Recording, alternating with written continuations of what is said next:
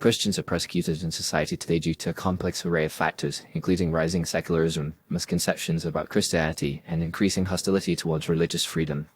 In recent years, the persecution of Christians has become a pressing concern globally, with millions of Christians facing discrimination, violence, and marginalization.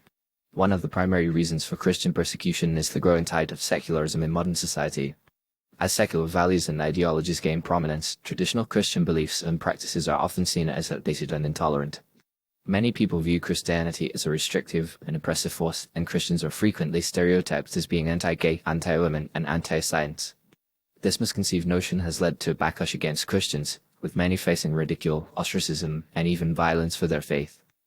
Another significant factor contributing to Christian persecution is the misrepresentation of Christianity in the media and popular culture. The media often portrays Christians as fanatical, intolerant, and judgmental, perpetuating negative stereotypes that fuel public hostility towards Christians. This distorted portrayal has created a climate of distrust and suspicion, where Christians are viewed as a threat to social progress and tolerance. Furthermore, the dominance of secular and liberal ideologies in academia, entertainment, and politics has led to a marginalization of Christian voices and perspectives, exacerbating the perception that Christians are out of touch with modern society. The rise of militant atheism and secular humanism has also played a significant role in Christian persecution. Many atheist and humanist groups view Christianity as a threat to their values and worldview, and have launched concerted campaigns to delegitimize and discredit Christian beliefs. This has led to a climate of intolerance and hostility, where Christians are subjected to ridicule, mocking, and even physical attacks for their faith. The increasing popularity of new atheism has also emboldened anti-Christian sentiment, with many prominent atheists openly calling for the eradication of Christianity and the suppression of religious freedom.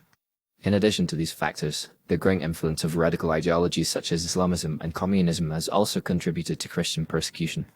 In many parts of the world, Christians are targeted by extremist groups who view them as infidels or enemies of the state.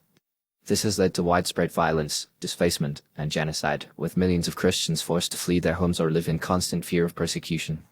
The failure of governments and international organizations to adequately address these human rights abuses has only exacerbated the crisis, allowing perpetrators to act with impunity and leaving Christians vulnerable to further attack. The persecution of Christians is not limited to foreign countries, it is also a reality in Western societies. In the United States, for example, Christians have faced increasing hostility and marginalization, particularly in the areas of education, employment, and public policy. Christian businesses have been forced to comply with laws and regulations that violate their conscience, and Christian students have faced discrimination and harassment on university campuses.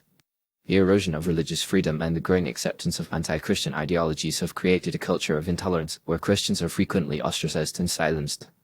In conclusion, the persecution of Christians in society today is a complex and multifaceted phenomenon, driven by a range of factors including secularism, misconceptions about Christianity, and militant atheism. The misrepresentation of Christianity in the media and popular culture, the rise of radical ideologies, and the erosion of religious freedom have all contributed to a climate of hostility and intolerance, where Christians face discrimination, violence, and marginalization. It is essential that governments, civil society, and individuals of goodwill take action to address these issues, promoting greater understanding, tolerance, and respect for Christian beliefs and values. By doing so, we can create a more just and equitable society where Christians and people of all faiths can live without fear of persecution or discrimination.